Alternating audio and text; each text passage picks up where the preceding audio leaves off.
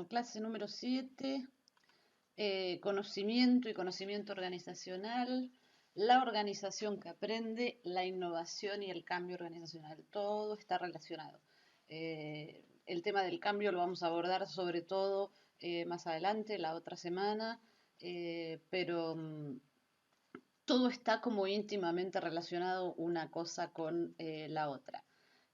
Punto número 1 para empezar. ¿De qué hablamos cuando hablamos de innovación? En general, la innovación la podemos definir de alguna manera como la capacidad para generar propuestas novedosas, ¿sí? Algo que, ideas nuevas, pueden ser estrategias, pueden ser productos, pueden ser servicios, pueden ser formas de hacer, eh, en fin, diversas cosas. Lo que sí está claro es que en la innovación siempre es el motor del crecimiento. Generalmente se dice que es el motor de crecimiento más poderoso para la organización e inclusive para una sociedad, ¿no? De hecho, eh, las innovaciones que hubo, por ejemplo, en la sociedad permitieron un montón de cosas. Hay un montón de cosas que tenemos hoy que no teníamos hace unos cuantos años atrás. La expectativa de vida se debe también a muchas innovaciones en el área de la medicina, de la salud, um,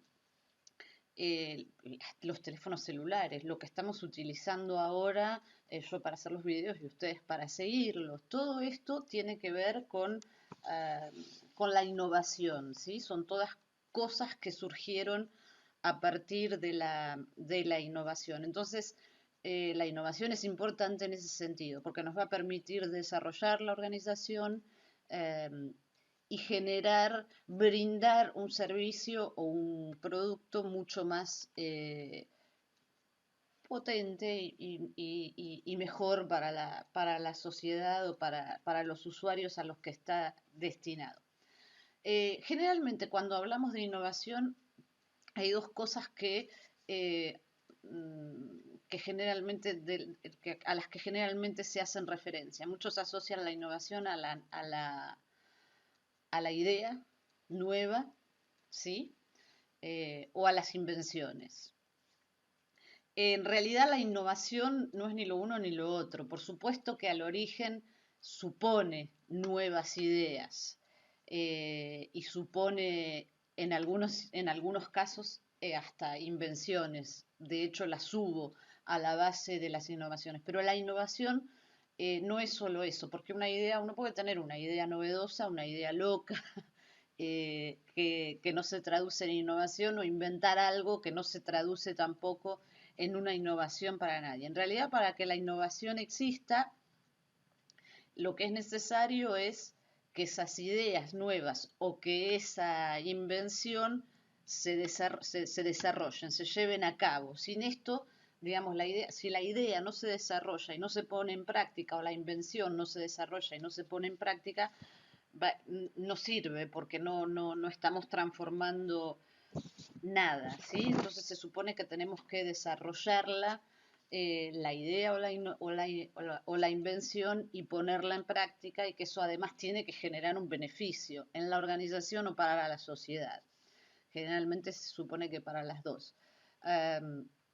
La idea sola o la invención sola entonces no tienen valor agregado, ¿sí? Ya hemos hablado de esta idea, de esta noción de valor agregado que en la sociedad del conocimiento y en la gestión del conocimiento son esenciales. La innovación lo que hace es generar valor para la sociedad, ¿sí? Tampoco es innovación, y esto es un poco lo que yo decía cuando hacía referencia al texto que tienen para leer y a a muchas otras lecturas que quizás hagan sobre el tema, aplicar ideas de otros, ¿sí? Aplicar ideas que otros han generado. Eso no es innovación, eso es conocimiento aplicado, pero no es innovar en el sentido esencial de la palabra, digamos así. Entonces la innovación supone o implica los dos conocimientos, ¿sí? Cuando yo estoy innovando, quiere decir, estoy generando un conocimiento nuevo y lo estoy poniendo en práctica. Estoy generando un conocimiento nuevo, lo estoy desarrollando y lo estoy poniendo en práctica, que puede ser referido a un montón de cosas, al servicio que brinda la organización, a la manera de brindarlo, a un programa nuevo, a una política nueva, a un proyecto nuevo, a un producto nuevo, en fin, poco importa, al desarrollo de determinadas estrategias nuevas, pero lo cierto es que lleva siempre las dos cosas porque el valor agregado justamente está ahí. Es la idea de base que se desarrolla y se pone en práctica y genera un beneficio, generalmente hacemos referencia a el beneficio social, ¿sí?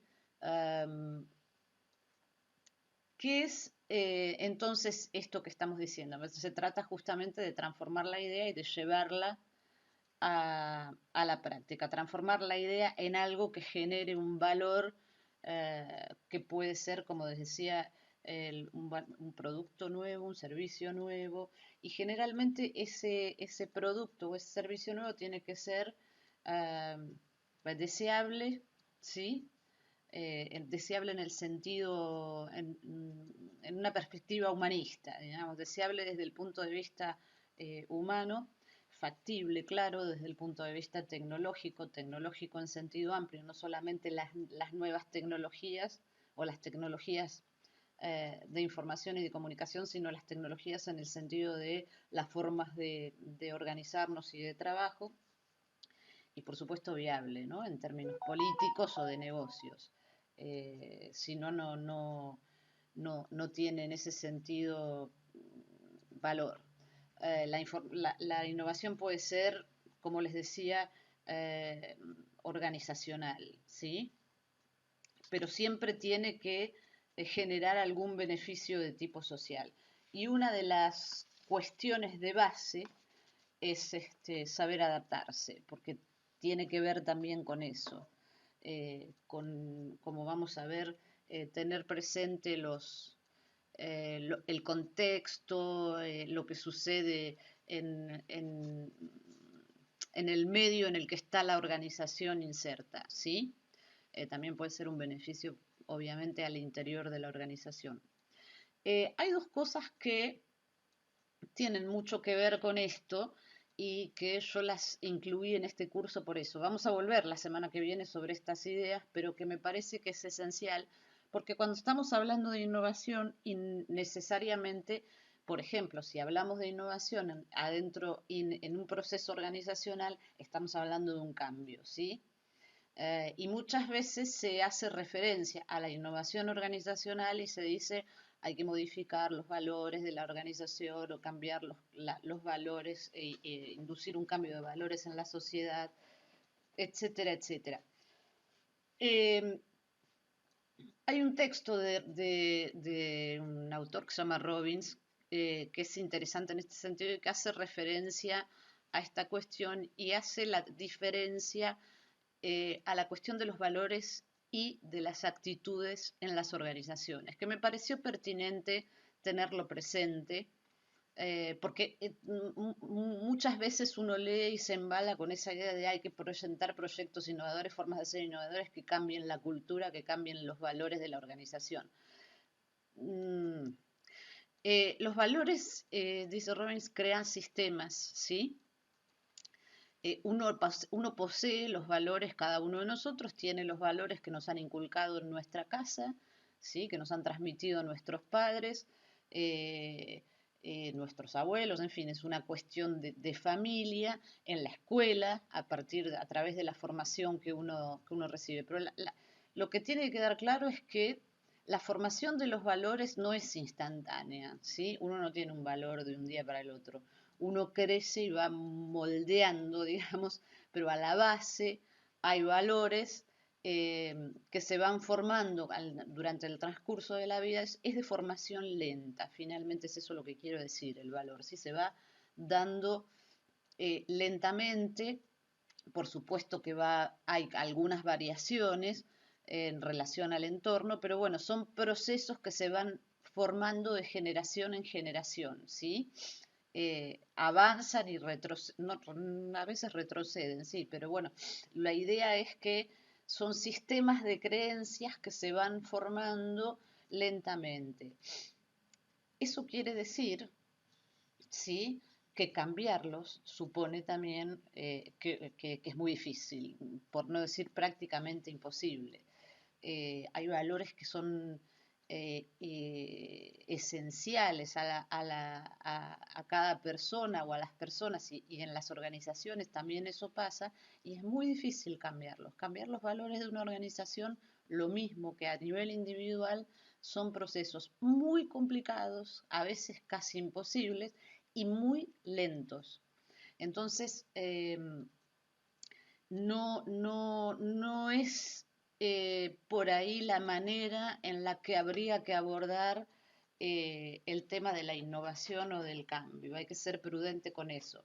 Eh, por supuesto que después, bueno, uno puede hablar de hay valores hay personas que tienen sistemas de valores o que creen más en valores de tipo estético, otras que creen más en valores de tipo trascendental, otras que creen más en valores utilitarios, bueno, y las organizaciones son un mix de eso, ¿sí? No hay uniformidad. Por supuesto que ese mix le da digamos, una identidad en términos de valores a la organización y hay valores que por supuesto se comparten. Pero tengan siempre presente que cambiar los valores es una cuestión un poco difícil. ¿Por qué pongo versus? Porque, bueno, Robbins dice, bueno, diferente es si uno quiere modificar las actitudes, ¿sí? Las actitudes en realidad es diferente porque las actitudes son disposiciones a la acción que tenemos todos y cada uno, colectivamente e individualmente. Por supuesto que están relacionadas con los valores. Nunca se supone que, nunca no, se supone que en general no van contra los valores que tenemos, siempre están relacionados con ellos. Pero son diferentes a los valores. Uno no cambia los valores o ciertos valores esenciales a lo largo de la vida. En cambio, puede cambiar de actitud en un momento o de un momento para el otro por diversas circunstancias, por impactos en el medio, por la situación del entorno, en fin, puede cambiar de actitud, una persona puede cambiar de actitud varias veces al día, ¿sí? Y hay situaciones que pueden llevar o casi forzar al cambio de actitudes de las personas. Entonces, las actitudes, contrariamente a los valores, son mucho más inestables, ¿sí? Es en ese sentido más fácil para trabajar si queremos introducir innovaciones o promover, digamos, ciertos cambios que favorezcan la innovación en la organización. Es más sencillo trabajar sobre el lado de las actitudes de la gente que sobre los valores que probablemente nos encontremos con una especie de rechazo, casi si se quiere, ¿sí? Es preferible entonces aportar, apuntar al cambio de actitudes. Aún teniendo, insisto yo, aún teniendo los mismos valores, hay circunstancias en las que se puede cambiar de actitud. A los que les gusta seguir series o películas y todo eso, hay en Netflix una serie que es bastante corta, creo que son 5 o 6 capítulos, que se llama Recursos Inhumanos, que es un buen ejemplo de esto que le estoy diciendo, como uno, teniendo ciertos valores en determinadas circunstancias, puede cambiar radicalmente de actitud. Digamos, un poco por las presiones del entorno. Si no la vieron, es interesante porque hace referencia a ciertas condiciones de management en las organizaciones modernas. Entonces, si yo toco los valores de la organización finalmente a lo que queremos llegar, lo más probable es que la organización se abroquele, se cierre y se defienda, obviamente, ¿sí? Eh, es lo mismo a título individual, ¿sí? Porque los valores son como más íntimos, son más esenciales, son como, tienen que ver con nuestra razón de ser o la razón de ser de la organización. Um, esos valores, un ejemplo que podría ser interesante, por ejemplo, en nuestro país el tema de los valores políticos, ¿sí? Es, eh, no vamos a discutir por qué, porque habría muchas razones, pero se encarnan tan profundamente que al extremo de que muchas veces a partir de eso somos incapaces de ver lo que en realidad nos está pasando, ¿sí? Lo vemos desde la perspectiva puramente político-ideológica y no somos capaces de cada uno de su lado, ¿no?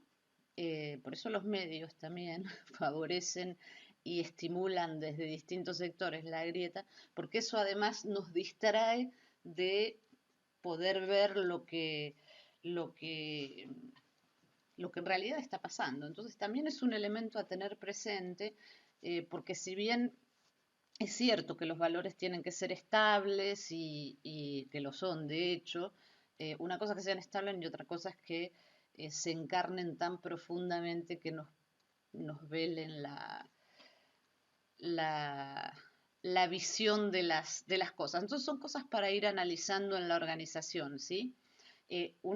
Eso que yo les estoy diciendo, este ejemplo que yo les estoy dando, que es un problema que nosotros tenemos, que yo creo que hemos progresado un poquito, pero bueno, que nos falta todavía como sociedad esta cosa así tan encarnizada, lo que a veces imposibilita es precisamente el aprendizaje para seguir adelante.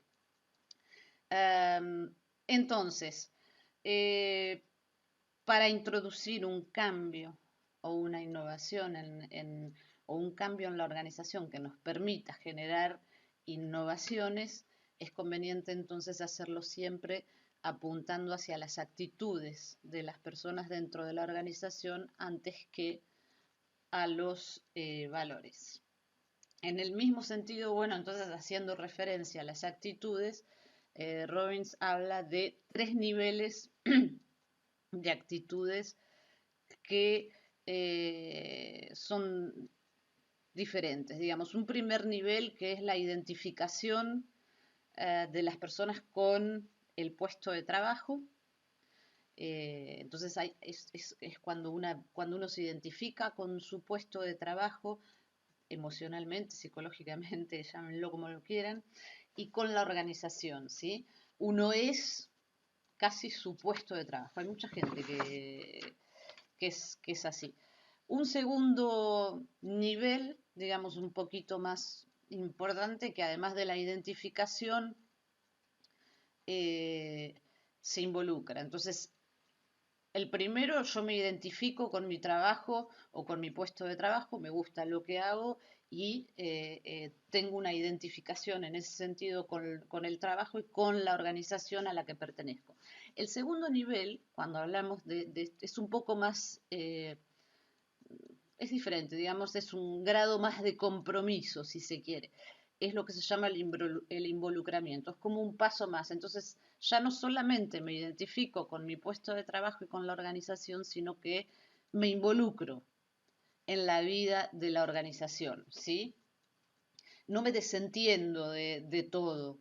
Me involucro en el quehacer de la organización, me involucro con los valores de la organización, me involucro con los objetivos de la organización. Y el tercer nivel, el más elevado, sería el compromiso organizacional, que es cuando la persona está plenamente identificada con la organización y, dice Robin, fusionada con la organización, con sus valores, y entonces ya el compromiso pasa casi por el cuerpo, ¿sí?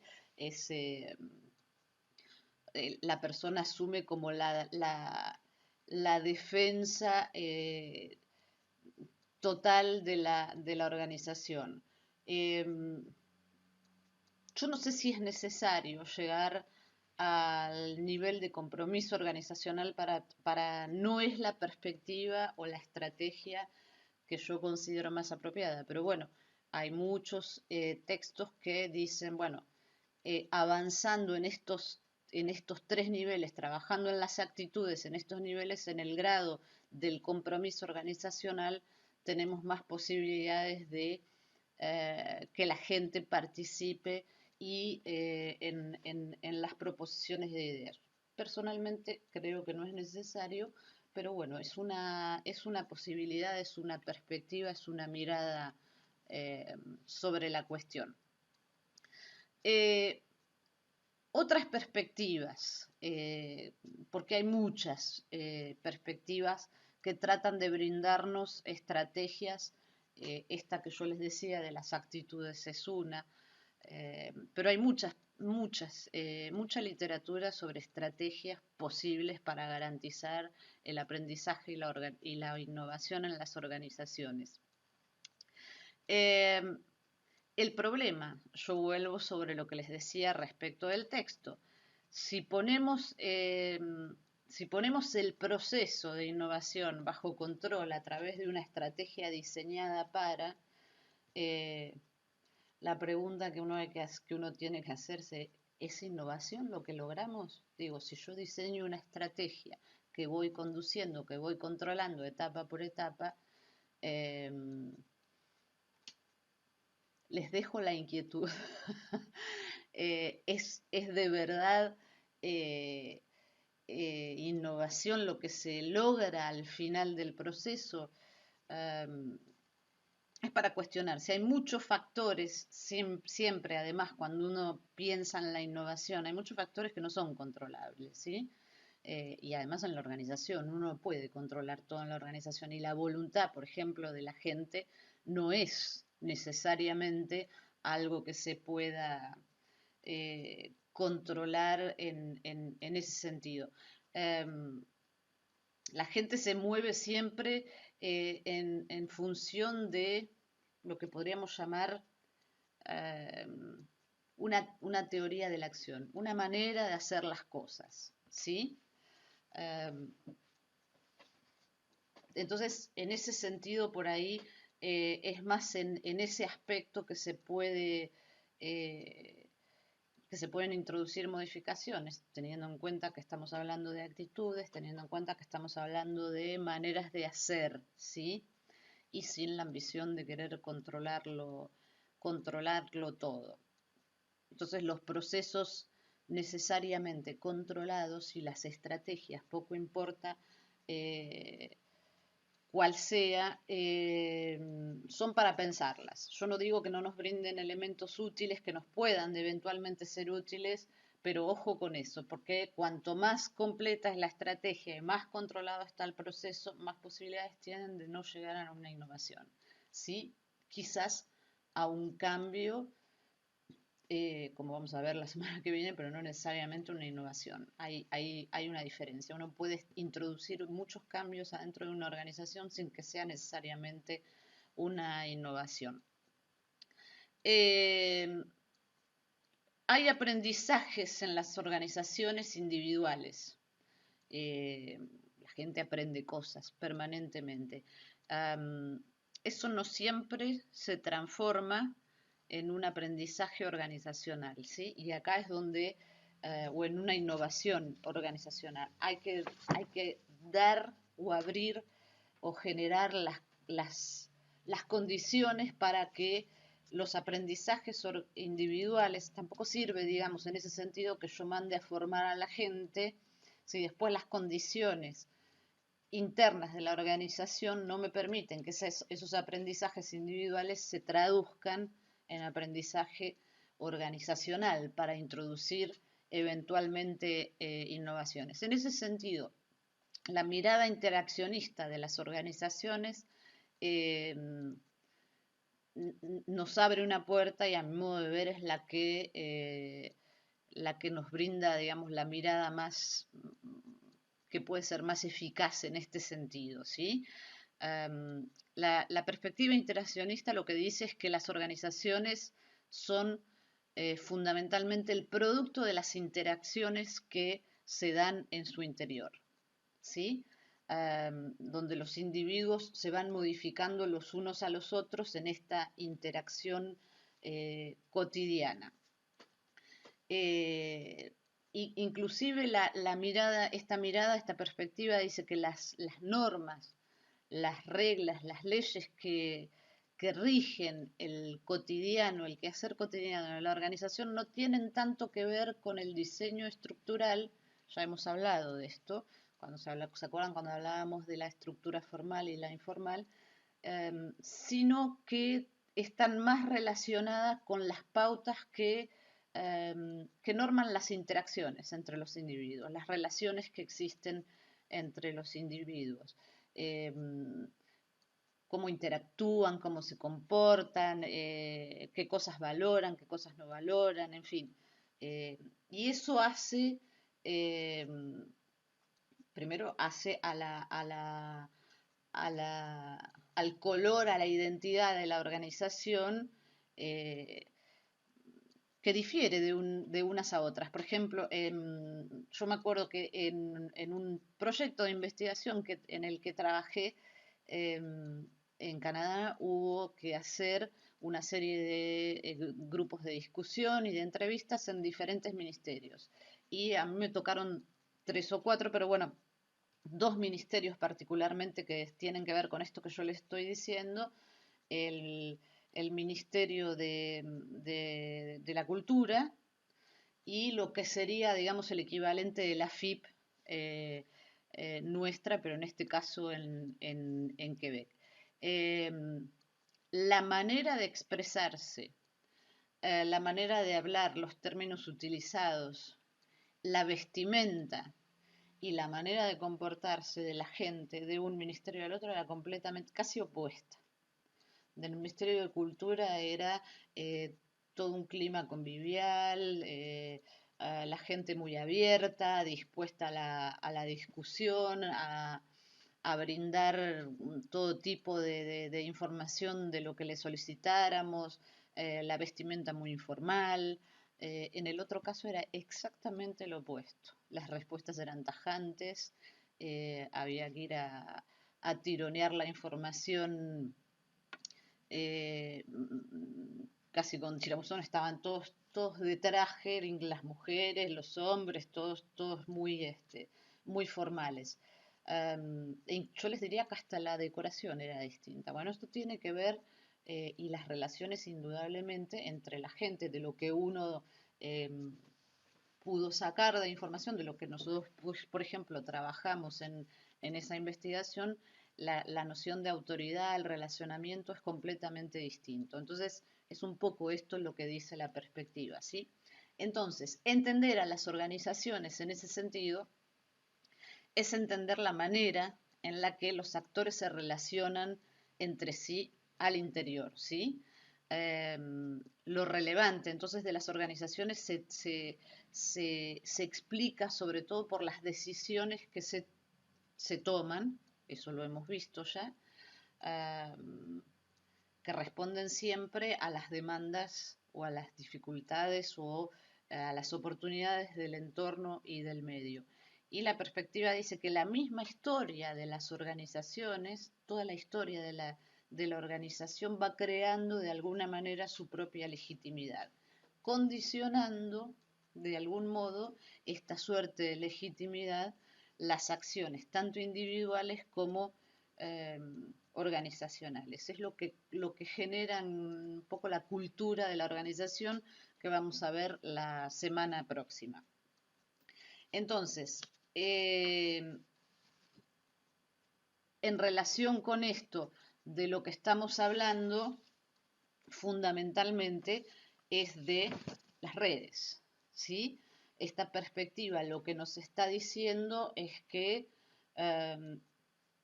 para que del conocimiento del aprendizaje individual se pueda pasar al aprendizaje organizacional y que se pueda generar conocimiento que permita la innovación, hace falta que haya mucha interacción, ¿sí? Si yo me formo y entro en la organización y no interactúo con nadie, eh, a la organización, no sé, le puede beneficiar, qué sé yo, la manera en la que uno hace el trabajo, el prestigio que alguien, que una persona puede tener en un cierto entorno, pero más allá de eso, eh, no hay procesos de innovación de tipo organizacional. No sé si se entiende lo que quiero decir. Entonces, crear las condiciones es favorecer la interacción entre las personas, básicamente, ¿sí? Para que éstas puedan intercambiar entre ellas y a partir de la diversidad de conocimientos y de formaciones y de experiencias que existen, se puedan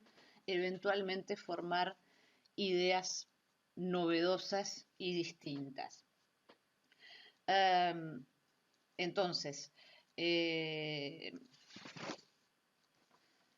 no voy a volver para atrás porque yo creo que está claro. El proceso de innovación. Cuando hablamos de proceso de innovación hay algunas cuestiones que es interesante también tener en cuenta. Obviamente, bueno, el punto de partida sobre el que hay que hablar es el tema de las fuentes de innovación y de los riesgos.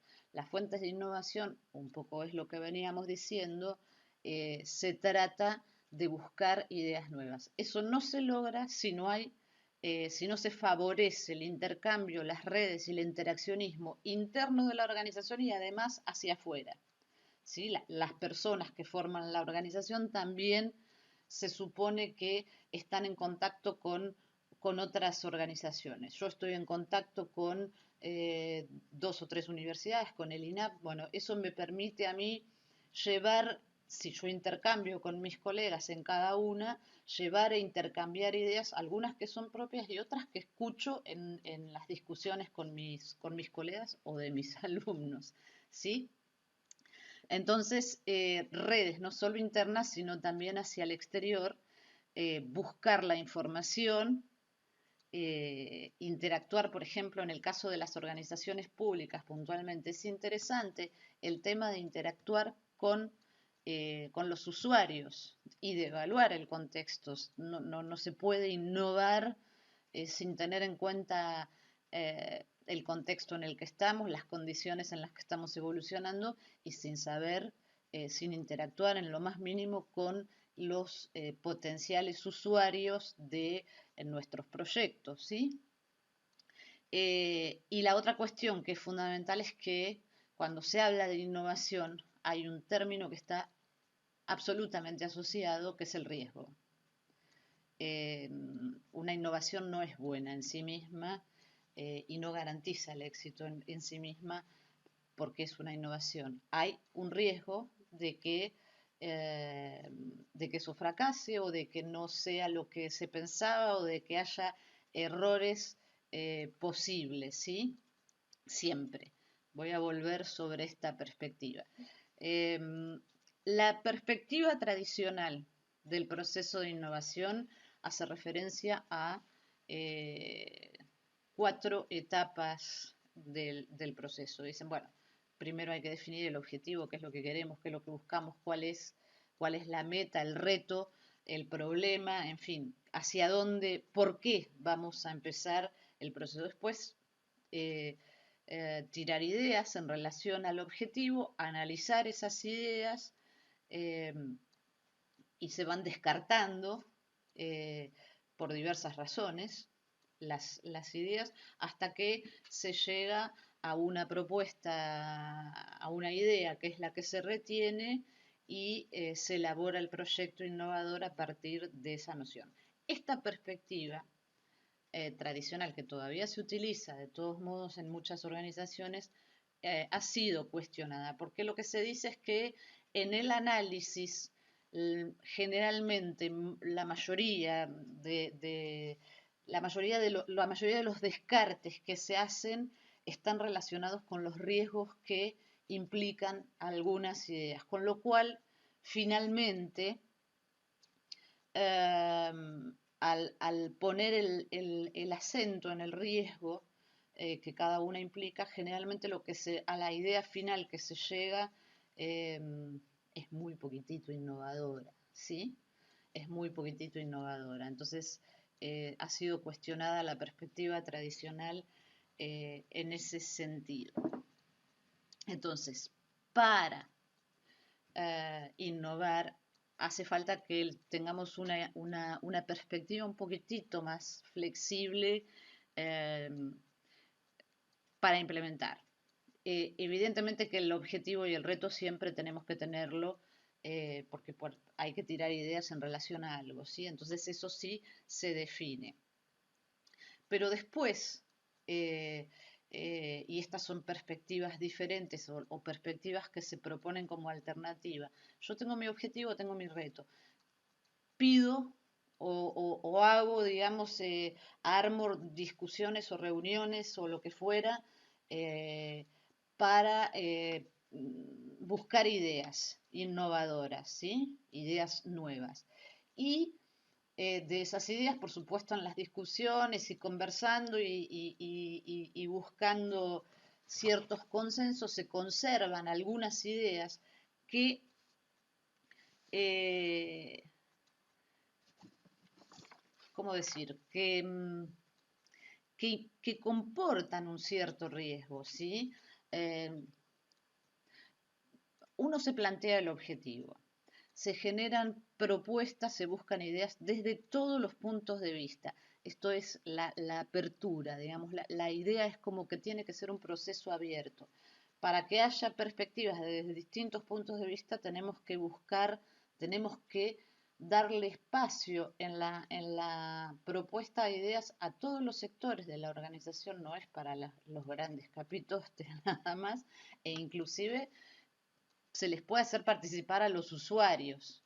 A veces es fundamental hacerles participar a los usuarios. Se reservan después ideas y se trata de que las ideas que se mantienen de toda esa cantidad que se tiraron sean lo más innovadoras posibles. Siempre factibles, claro, que se puedan llevar a cabo, ¿sí? Pero teniendo en cuenta la posibilidad, la factibilidad de la idea, que contengan, que sean potentes en términos de innovación. Esto es aceptar que hay un margen de riesgo en la organización. Y luego se elaboran proyectos piloto. No se retiene una sola idea, sino dos o tres posibles y se elaboran ciertos proyectos piloto que se ponen en práctica, ¿sí? Se hace una experiencia piloto. Esto es entonces desarrollar la idea, darle forma y ponerla en práctica. Si hay factores que no funcionan o si se fracasa, se trata de resolver eh, eh, lo que no anduvo. Si fracasó directamente, bueno, se opta por buscar otra perspectiva. O sea, esto es lo que conlleva un cierto aprendizaje organizacional, ¿sí? Hemos hablado de eso. Se supone que si fracasa no es que la tiramos de costado y decimos, bueno, ya está y no funcionó y dejamos. Se supone que eso implica un cierto aprendizaje. Hay que saber qué es lo que no funcionó, por qué no funcionó, cuáles son los aspectos que hay que rever. Drucker hace referencia también, Peter Drucker, que es un autor muy conocido en el área de la gestión y de la administración, hace referencia también a esta cuestión sobre todo del conocimiento, ¿sí? En la innovación. Él dice que el valor de una innovación no es la novedad o la genialidad de la idea, sino más bien el éxito de su puesta en práctica, ¿sí? El valor está ahí, la idea sola, como decíamos al principio, no sirve.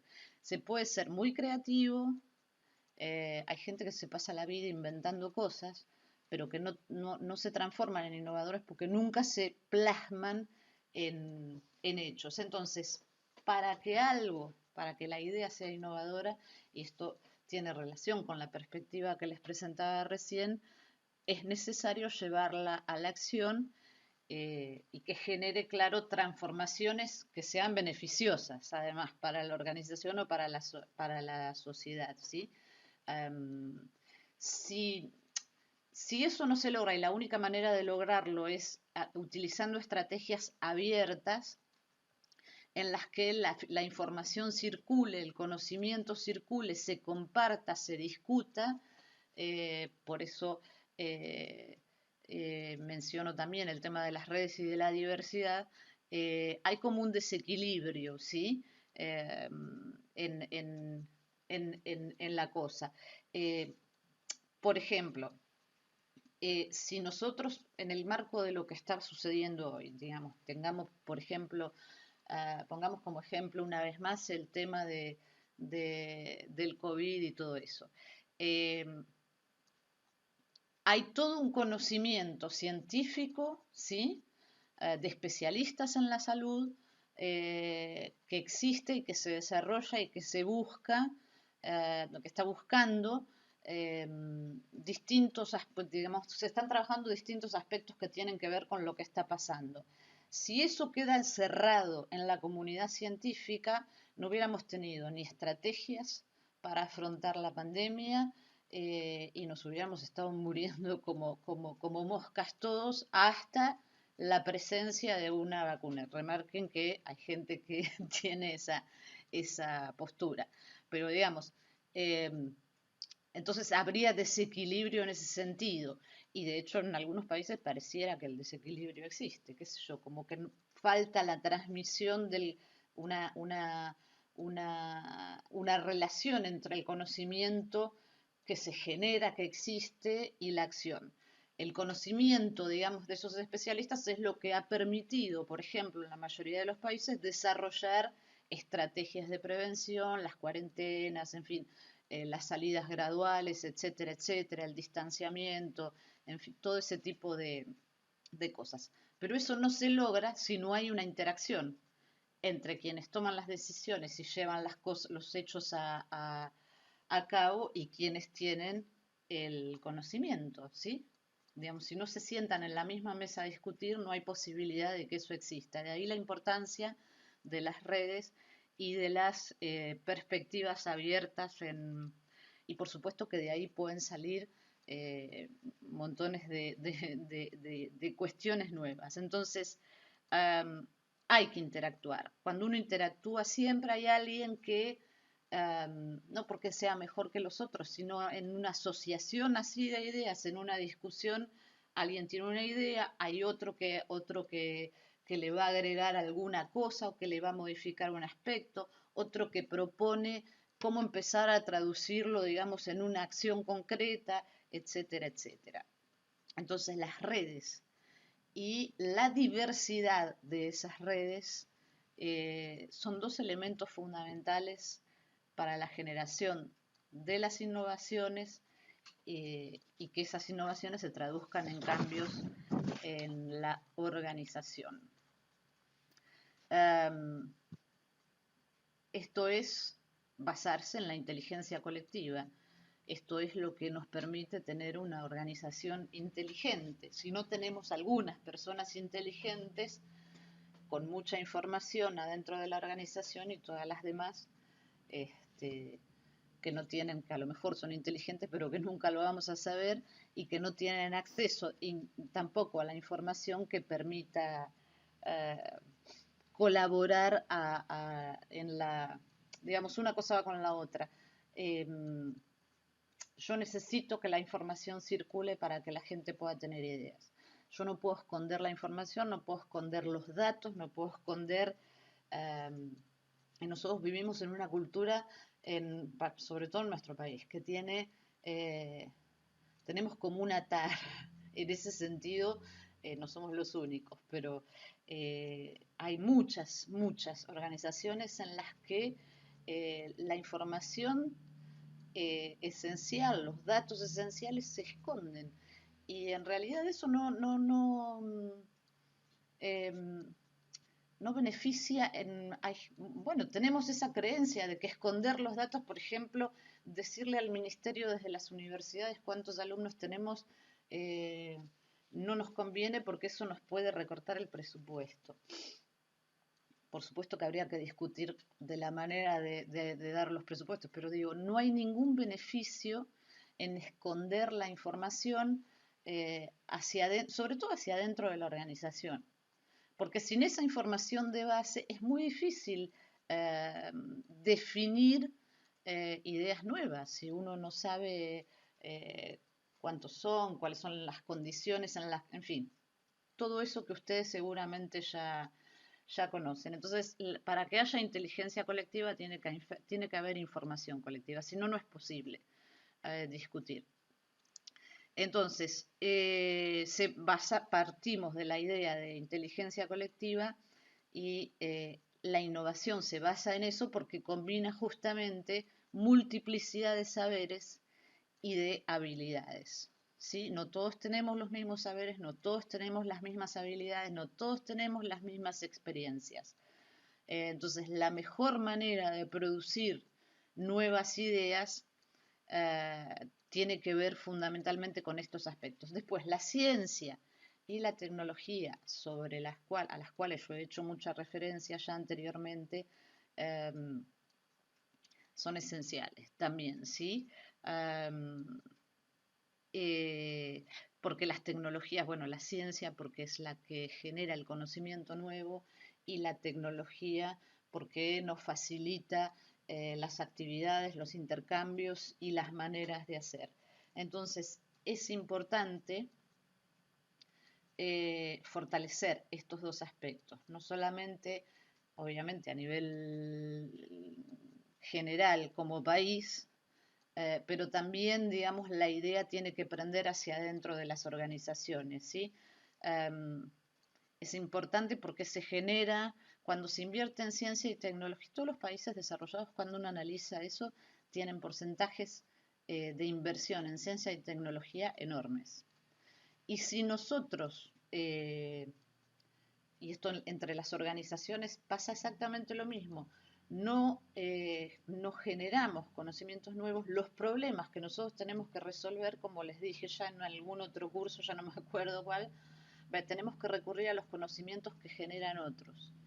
Y eso lo tenemos que pagar, porque obviamente quien genera el conocimiento cobra después por asesorar y por ayudar a resolver los problemas. Entonces, y es un poco lo que uno ve en las relaciones a veces internacionales entre los países. Yo estando en Canadá tuve la oportunidad de participar de varias misiones de supuestamente ayuda al desarrollo que dejaban como una especie de sabor amargo. Recuerdo particularmente la formación que hicimos de un montón de cuadros superiores de la administración de Mali, que es un país en el África, con muchas dificultades. Entonces, esto lo financiaba un organismo internacional y se les brindaban, digamos, una serie de herramientas interesantes, modernas, etcétera, etcétera, de gestión de las organizaciones públicas, porque eran todos funcionarios, altos funcionarios públicos. Y recuerdo, por ejemplo, que una de esas personas, un señor bastante joven que trabajó muy bien, que participaba mucho, al final del periodo de formación, en una conversación me dijo que era muy interesante todo lo que había aprendido, pero absolutamente inaplicable en su país, en el que el 80% de la población, por ejemplo, tiene grados de analfabetismo avanzados. Entonces, hago referencia a eso porque digo, tiene que estar toda esta cosa de la ciencia y la tecnología y la innovación enfocalizadas en la solución a los problemas sociales y, y tenemos que pensar en las innovaciones contextualizadas, teniendo en cuenta el entorno. Por eso hago referencia a este ejemplo. si no genera beneficios, no hay, digamos, Mali sigue siendo el mismo país y esto de lo que yo les estoy hablando pasó hace 10 años. Siguen teniendo las mismas dificultades. Y yo creo que ese muchacho tenía perfecta razón en lo que decía, porque cuando uno conoce la realidad, cuando uno escucha y le cuentan o lee cosas, entonces el único beneficio que eso produjo, no hubo ninguna innovación posible en la gestión pública del país. El único beneficio que eso produjo es que a cada uno de los consultores nos pagaron muy bien, eso sí. Entonces por eso digo que deja como una especie de sabor amargo de la cosa. Finalmente, bueno, porque para cerrar esta cosa del conocimiento relacionado con la innovación, es importante y están relacionados unos con el otro. Entonces, una buena gestión del conocimiento que supone que uno abre la perspectiva, genera condiciones de apertura, de intercambio, donde las diversidades y las distintas ah, capacidades y habilidades se interconectan, generan nuevas ideas y, por supuesto, necesitamos de la ciencia y de la tecnología para tener bases sólidas sobre las cuales discutir. Hay cuestiones que ya se están abordando y que las condiciones en las que estamos progresando después de esta experiencia de la pandemia van a generar innovaciones. Porque hay que buscar también los momentos y cuestiones que se venían desarrollando pero que ahora se aceleran, eh, maneras diferentes de hacer el trabajo, nuevas tareas que van apareciendo que no estaban necesariamente pensadas antes, el teletrabajo, por ejemplo, entre otras cosas. O sea, hay como un montón de factores que pueden, sobre los cuales, digamos, deberíamos ponernos ya a trabajar teniendo en cuenta la importancia del conocimiento en la organización y las estrategias para la innovación. Será hasta la semana que viene.